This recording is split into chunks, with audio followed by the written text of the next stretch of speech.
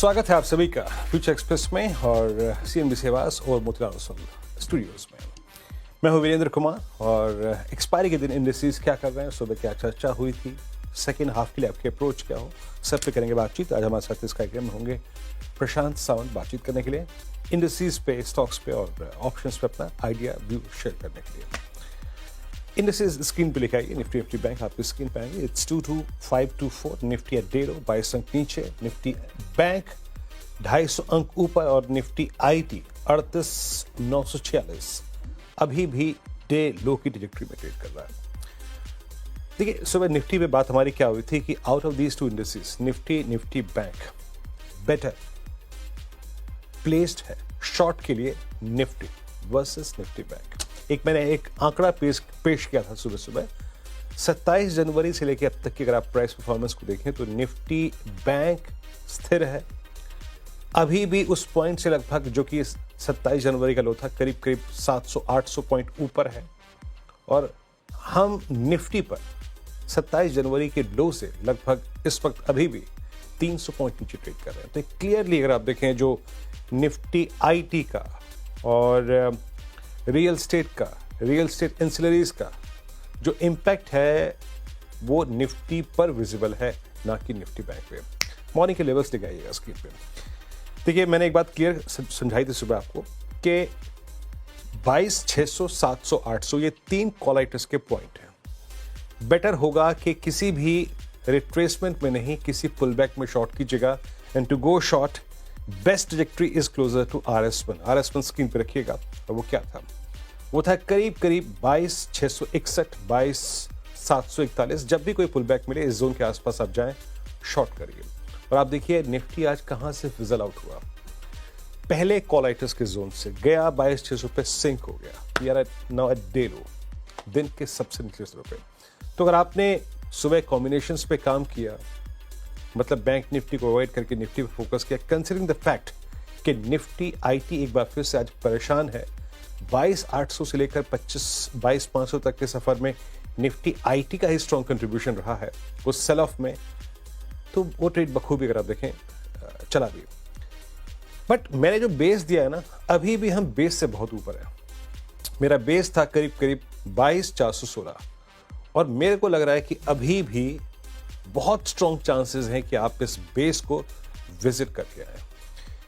एक फीलिंग सी है, न जाने क्यों, कि आज एक बार के लिए हम 22,500 के पुट राइटर को और उसके कन्विक्शन को जाते जाते हिलाने की कोशिश करेंगे। एक बार जरा पुट्स के स्टैट्स लिखे आइए आपकी स्क्रीन पे, क्योंकि अभी भी जो एक स्ट्रॉन्ग कंपोनेंट है बैंक निफ्टी, वो 49,000 की ट्रैजेक्टरी को पार नहीं कर पा रहा है। देखिए 26,000 पे कॉल राइटिंग है, 2.5 करोड़ कॉल बिकी है, आउटस्टैंडिंग वाइज 3.5 करोड़ का। यानी एज पर these stats it's tough, it's difficult to cross 2600 for the day, जो मॉर्निंग का स्विंग हाई था। बट उतना कन्विक्शन 22,500 के पुट राइटर में नहीं है, but still it holds approximately 2.39 CR। But मेरे को एक फीलिंग आ रही है कि अगर बैंक निफ्टी नहीं चल पा रहा है, नहीं डिलीवर कर पा रहा है, तो शायद एक बार के लिए डे प्रोस्पेक्टिव से निफ्टी पर बेस 1 टेस्ट हो, और वो है 22,416। देखिए अगर आपने सुबह शॉर्ट ट्रेड लिया है तो आपके पास 2 चीजें हैं। एक तो इस तथ्य पर अगर आप बिलीव करें, जो आपके स्क्रीन पे है उसके मुताबिक 22,500 एक इंपॉर्टेंट सपोर्ट है जो होल्ड कर जाएगा, या तो बुक कर लें, या एक थोड़ा सा वैल्यू एट रिस्क रख कर, मतलब करीब 22,560-70 का स्टॉप लॉस लगा के wait for that dip and wait for that sink towards 22,416, जो कि मैंने बेस 1 मेंशन किया है। अब आते हैं निफ्टी बैंक पे। देखिए निफ्टी बैंक पे मेरी क्लियर कट अप्रोच थी, out of these 2 indices Nifty Bank is 1 shade better. वो आकलन, वो कंपैरिजन मैंने सबसे सुबह पहले आशीष के सामने पेश किया था जब हम बातचीत भी कर रहे थे।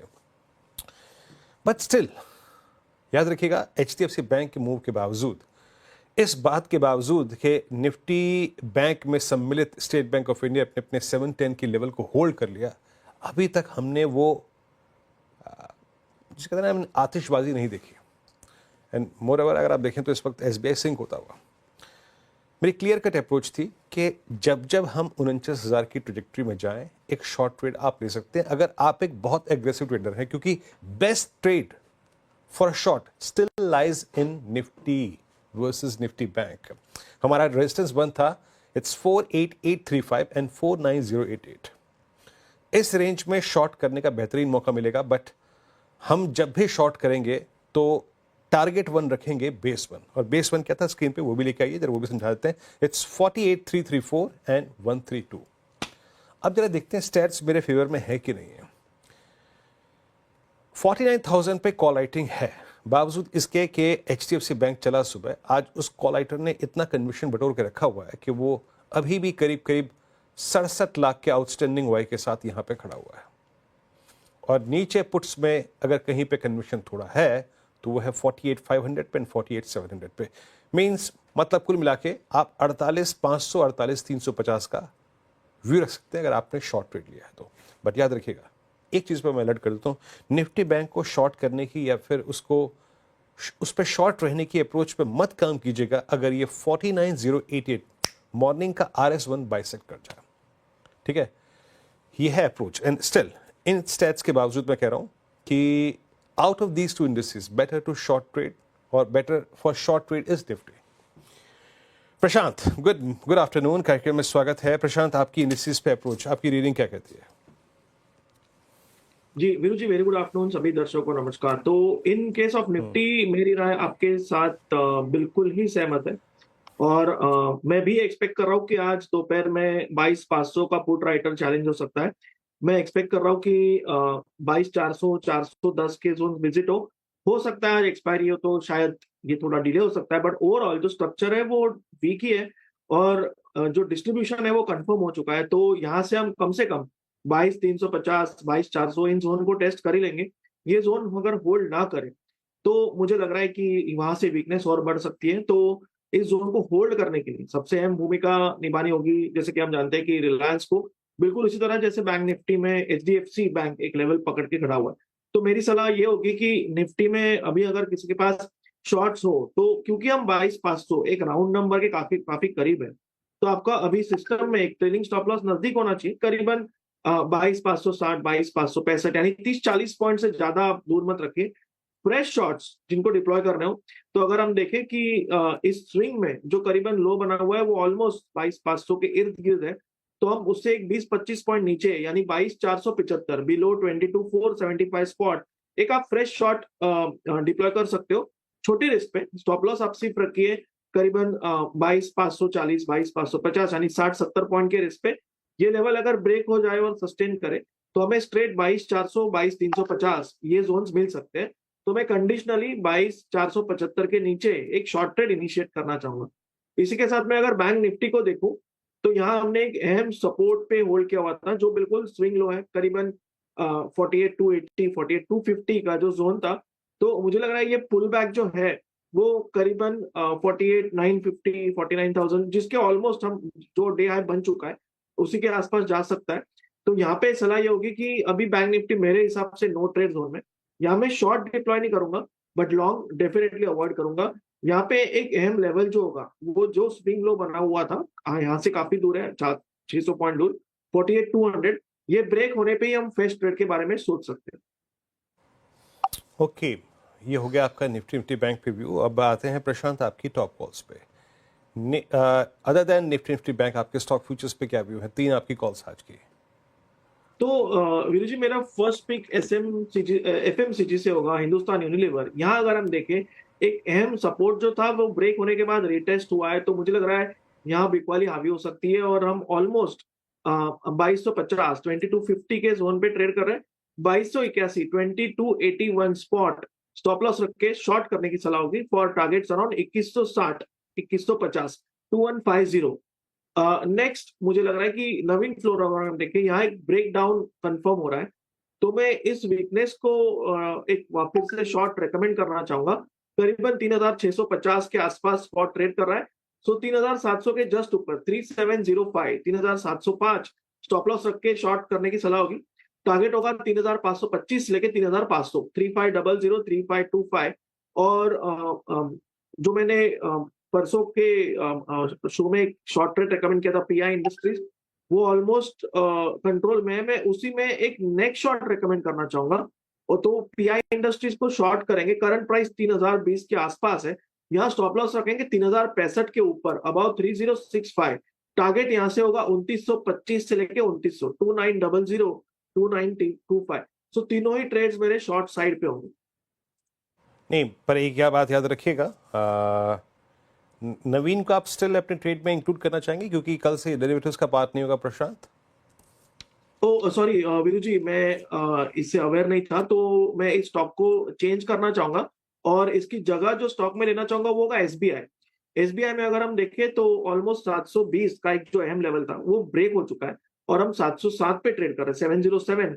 सो यहाँ अगर हम देखें एक 720 का बहुत अहम सपोर्ट था, उसी को स्टॉप लॉस रखेंगे 721, 722। यहाँ से मुझे लग रहा है ये ब्रेकडाउन सस्टेन हो, हम 680 का लेवल, 680 का लेवल देख सकते हैं। तो मैं एसबीआई को शॉर्ट रेकमेंड करना चाहूंगा in place of Naveen floor. Okay, SBI short 707 पे। और मेरे ख्याल से अगर प्रशांत जी की कुछ बात साबित सही हुई और एसबीआई प्रेशर में आया, जो कि अब तक विजिबल है कि हायर लेवल्स को सस्टेन नहीं कर पा रहा है, तो ये निफ्टी बैंक पे अलॉन्ग विद आई थिंक पूरे बीएसयू बैंक की बास्केट पे प्रेशर डालेगा, याद रखिएगा। खैर, अभी काम करते हैं, यहाँ पर इस चर्चा को थोड़ा सा विराम देते हैं। निफ्टी हो गया, निफ्टी बैंक हो गया और 3 स्टॉक फ्यूचर्स भी हो गए। जब ब्रेक से लौटेंगे तो बात करेंगे हम कि जब आप कल बाजार को देखेंगे, डेरिवेटिव्स मार्केट को, तो बहुत सारे बदलाव होंगे। लगभग 16 डेरिवेटिव्स के नुमाइंदे जो है वो बाहर हो जाएंगे, 4 नए आएंगे। उनको समझने की कोशिश करेंगे छोटे से ब्रेक के बाद। और साथ ही साथ आरबीआई ने एनबीएफसीज को क्या बड़ी राहत दी है, क्यों है आज एनबीएफसीज टॉप गेनर्स की लिस्ट में शामिल, छोटी सी चर्चा ब्रेक के बाद। सभी का स्वागत है। और निफ्टी अभी भी डेलो की ट्रैजेक्टरी में आके ट्रेड करता हुआ, निफ्टी बैंक में भी हायर लेवल से रिट्रेसमेंट है, करीब 48,885 का स्तर यहाँ पर है। बट अब थोड़ा विषय को चेंज करते हैं, और जैसे कि मैंने आपसे कहा था कि ब्रेक से पहले कि हम थोड़ा सा उन स्टॉक्स पे व्यू लेने की कोशिश करेंगे कि जहां एग्जिट हो रहे हैं। देखिए, एग्जिट कौन कौन हो रहा है थोड़ा सा समझ लीजिएगा कि जहां पे कल से डेलिवरी कॉन्ट्रैक्ट्स नहीं होंगे।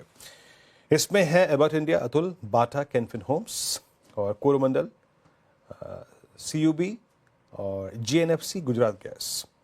उसके बाद इंडिया मार्ट और इप्का लैब, डॉक्टर लाल पैथ लैब, मेट्रोपोलिस, यानी डायग्नोस्टिक स्पेस के दोनों स्टॉक्स जो हैं वो डेरिवेटिव से बाहर। केमिकल बास्केट में नवीन फ्लोरीन, पीवीआर। अच्छा, पीवीआर का बाहर निकलने का अच्छा रहेगा कि एक्स्ट्रा ऑर्डिनरी सेलिंग प्रेशर नहीं रहेगा इसमें। बाकी सन टीवी, यूबीएल। और एंट्री मिलेगी, याद रखिएगा, टाटा टेक को, इरिडा को, अमराजा एनर्जी एंड मोबिलिटी को, उसके बाद आईएफएल को, पतंजलि फूड्स में डेरिवेटिव कॉन्ट्रैक्ट्स अवेलेबल होंगे कल से, और एक टीटागढ़ रेल। तो रेलवे, एफएमसीजी, एनबीएफसी, उसके बाद ऑटो एंसिलरी और एक इरिडा, एनबीएफसी में इसको इंक्लूड कर लीजिए, और टाटा टेक। ये कल से इनमें डेरिवेटिव कॉन्ट्रैक्ट्स होंगे। ये डेरिवेटिव कॉन्ट्रैक्ट्स आने वाले स्टॉक्स में ये सबसे डिसेंट कौन सा लग रहा है आपको प्रशांत? आपकी स्क्रीन पे ये स्लाइड है जिसमें सारे वो स्टॉक्स हैं जहां पे डेरिवेटिव कॉन्ट्रैक्ट्स कल अवेलेबल होंगे। व्यू क्या आपका इनमें से किसी पे खास पे जो आपको ठीक ठाक तरीके से किसी स्विंग के लिए प्रिपेयर्ड लग रहा हो? तो वीरू जी, इनमें पहले से जब भी ये इकोनॉमी हुआ करता था, अमरा राजा मुझे काफी पसंद था फ्रॉम अ ट्रेडिंग पर्सपेक्टिव। हालांकि अभी कोई व्यू नहीं दे रहा हूं मैं, एक पुल बैक यहाँ पे नजर आ रहा है, बट इसमें जो स्विंग्स होते हैं वो कंट्रोल में होते हैं, तो स्टॉप लॉसेस मैनेज किए जा सकते हैं। तो मुझे लग रहा है ये एक बेहतर ऑप्शन रहेगा फ्रॉम अ ट्रेडिंग पर्सपेक्टिव। और अगर दूसरा हम टाटा टेक को देखें तो यहाँ पे भी मैं नॉर्मली ऐसे स्टॉक्स देखता हूँ जिसमें दोनों साइड पे शैडोज ना हो और एक तरफा मुंह आती हो। तो मुझे ये दोनों स्टॉक्स बेहतर लग रहे हैं, टाटा टेक को और Amara Raja, from a trading perspective in futures category. Okay, चलिए, तो खैर कल से इन स्टॉक्स पे खुल के बातचीत भी होगी जब डेरिवेटिव्स का ये एक हिस्सा होंगे। तो कुल मिला के नेट अगर आप समझिए तो 12 स्टॉक्स का इंपैक्ट पड़ेगा एग्जिट्स। अब चलते हैं, विषय बदलते हैं। देखिए, AU small finance bank, Shriram, Chola, MNM finance, LNT finance, Poonawalla Fincorp, Bajaj finance, Aditya Birla capital, Bajaj Finserv, आखिरकार ये टॉप गेनर्स की शीट जो है वो आज इसको एनबीएफसीज डोमिनेट क्यों कर रही है? हर तरफ एनबीएफसीज के जलवे क्यों है? आज समझने की कोशिश करते हैं आखिर क्या राहत मिली है इन एनबीएफसीज को, यतिन के साथ। यतिन, क्या कारण और क्या मुख्य बदलाव आरबीआई ने किए यहाँ पर?